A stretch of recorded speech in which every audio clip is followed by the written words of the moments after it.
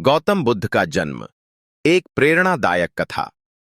गौतम बुद्ध, जिन्हें सिद्धार्थ गौतम के नाम से भी जाना जाता है, लगभग 563 ईसा पूर्व नेपाल के लुम्बिनी नामक स्थान में हुआ था। उनका जीवन संसार के सबसे महान धार्मिक और आध्यात्मिक गुरुओं में से एक के रूप में जाना जाता है। बुद्ध के जन्म की कहानी अत्यंत रोचक और प्रेरणादायक है, जो न केवल भारतीय उपमहाद्वीप बल्कि पूरी दुनिया में आध्यात्मिकता और धर्म का प्रतीक बनी है। यह कहानी एक ऐसे व्यक्ति की है जिसने सांसारिक सुखों और वैभव का त्याग कर सत्य और ज्ञान की खोज में अपने जीवन को समर्पित किया। सिद्धार्थ का जन्म और बचपन। सिद्धार्थ का जन्म एक शाही परिवार में हुआ था। उनके पिता राजा शुद्धोधन कपिलवस्तु के एक शक्तिशाली और समृद्ध शासक थे। उनकी माता महामाया देवी कोलीय वंश की एक रानी थीं।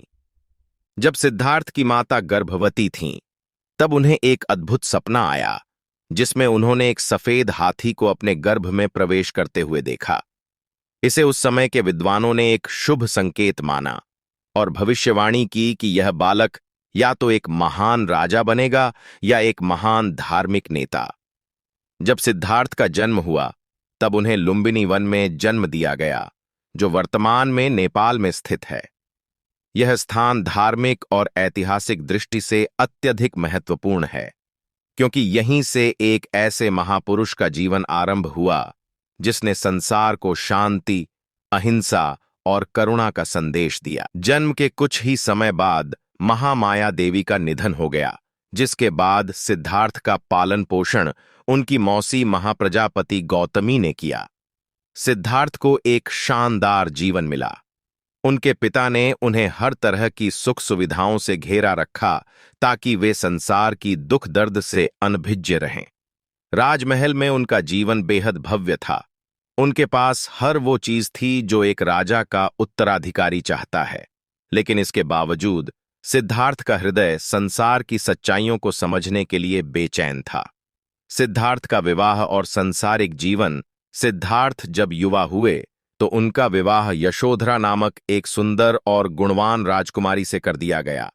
उनके विवाह से उन्हें राहुल नामक एक पुत्र की प्राप्ति हुई। सिद्धार्थ का जीवन एक आदर्श राजकुमार के रूप में बीत रहा था। उनके पास समृद्धि, सुख और वैभव था, लेकिन भीतर कहीं न कहीं एक प्रश्न उन्हें लगातार परेशान करता रहा। संसार में इतना दुख और पीड़ा क्यों है?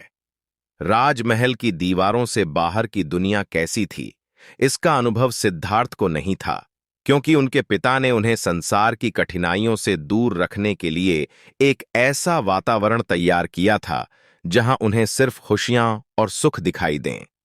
लेकिन सिद्धार्थ का मन शांत नहीं था।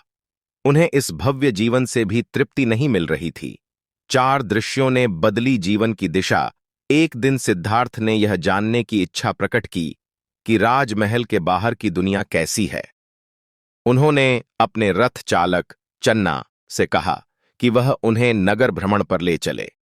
इस यात्रा के दौरान सिद्धार्थ ने 4 दृश्यों को देखा, जिन्होंने उनके जीवन की दिशा ही बदल दी।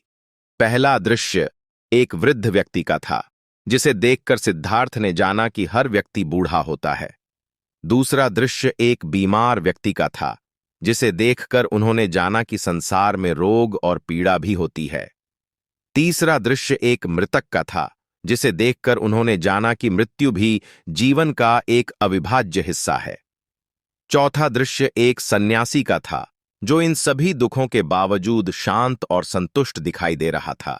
इन दृश्यों ने सिद्धार्थ के मन में गहरे प्रश्न उत्पन्न कर दिए। उन्होंने सोचा, यदि संसार में हर व्यक्ति को बुढ़ापा, बीमारी और मृत्यु का सामना करना पड़ता है, तो क्या यह जीवन सिर्फ दुखों से भरा है? क्या इसका कोई अंत नहीं है? संन्यास और ज्ञान की खोज। सिद्धार्थ ने इन प्रश्नों के उत्तर ढूंढने का निर्णय लिया। उन्होंने सांसारिक जीवन, अपने परिवार और राजमहल की सारी सुख सुविधाओं को त्यागने का संकल्प लिया। एक रात जब सब सो रहे थे, सिद्धार्थ ने अपने पुत्र राहुल और पत्नी यशोधरा को सोता हुआ छोड़ दिया और महल से निकल गए। यह घटना महाभिनिष्क्रमण के नाम से प्रसिद्ध है, जिसका अर्थ है महान त्याग। इसके बाद सिद्धार्थ ने कई वर्षों तक घोर तपस्या की। उन्होंने अनेक गुरु और साधुओं से ज्ञान प्राप्त करने का प्रयास किया, लेकिन उन्हें पूर्ण सत्य की प्राप्ति नहीं हुई। वे सत्य और ज्ञान की खोज में वन वन भटके। कई वर्षों तक उन्होंने कठोर तप किया, यहां तक कि उन्होंने भोजन और जल का त्याग कर दिया। उनका शरीर अत्यंत दुर्बल हो गया, लेकिन उन्हें अभी भी वह ज्ञान नहीं मिला जिसकी उन्हें खोज थी। मध्यम मार्ग और बुद्धत्व की प्राप्ति सिद्धार्थ ने महसूस किया कि कठोर तपस्या भी उन्हें सत्य के करीब नहीं ले जा रही है। उन्होंने यह निष्कर्ष निकाला कि जीवन का सत्य न तो अत्यधिक भोग में है और न ही कठोर तपस्या में। सत्य का मार्ग मध्यम मार्ग है जो अतियों से दूर है। इसके बाद सिद्धार्थ ने अपना ध्यान और मन को स्थिर किया और बोधगया में एक पीपल के पेड़ के नीचे ध्यानस्थ हो गए। उन्होंने संकल्प लिया कि जब तक उन्हें पूर्ण ज्ञान की प्राप्ति नहीं हो जाती, तब तक वे उस वृक्ष के नीचे से नहीं उठेंगे। कई दिनों तक ध्यान करने के बाद उन्हें बोधि वृक्ष के नीचे निर्वाण अर्थात पूर्ण ज्ञान की प्राप्ति हुई। इसके बाद वे बुद्ध कहलाए, जिसका अर्थ है जागृत या ज्ञान प्राप्त करने वाला। बुद्ध का धर्म प्रचार बुद्धत्व की प्राप्ति के बाद गौतम बुद्ध ने अपना शेष जीवन सत्य, करुणा और अहिंसा का संदेश फैलाने में समर्पित कर दिया। उन्होंने सबसे पहले अपने 5 पूर्व साथियों को अपना उपदेश दिया, जो धम्मचक्कपवत्तन सुत्त के नाम से जाना जाता है। यह उपदेश सारनाथ में दिया गया था, जो आज भारत के उत्तर प्रदेश राज्य में स्थित है।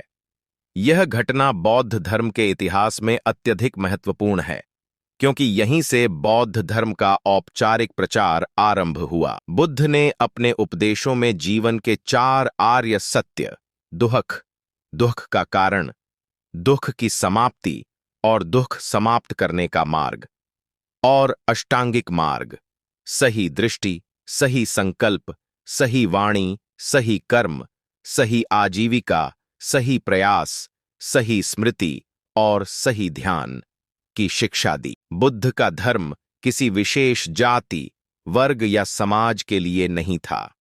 उन्होंने सभी के लिए समानता, करुणा और अहिंसा का संदेश दिया।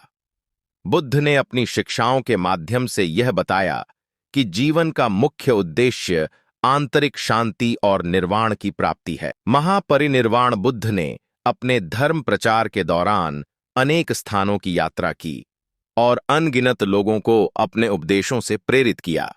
उनके अनुयायियों की संख्या दिन ब दिन बढ़ती गई। लगभग 80 वर्ष की आयु में बुद्ध ने कुशीनगर, वर्तमान उत्तर प्रदेश, भारत में अपने जीवन की अंतिम सांस ली। इस घटना को महापरिनिर्वाण के रूप में जाना जाता है। निष्कर्ष, गौतम बुद्ध का जीवन और उनकी शिक्षाएं आज भी दुनिया के करोड़ों लोगों के लिए प्रेरणादायक हैं। उनके जन्म से लेकर महापरिनिर्वाण तक की यात्रा हमें सिखाती है कि जीवन का वास्तविक अर्थ भोग विलास या तपस्या में नहीं, बल्कि मध्यम मार्ग और आंतरिक शांति की खोज में है।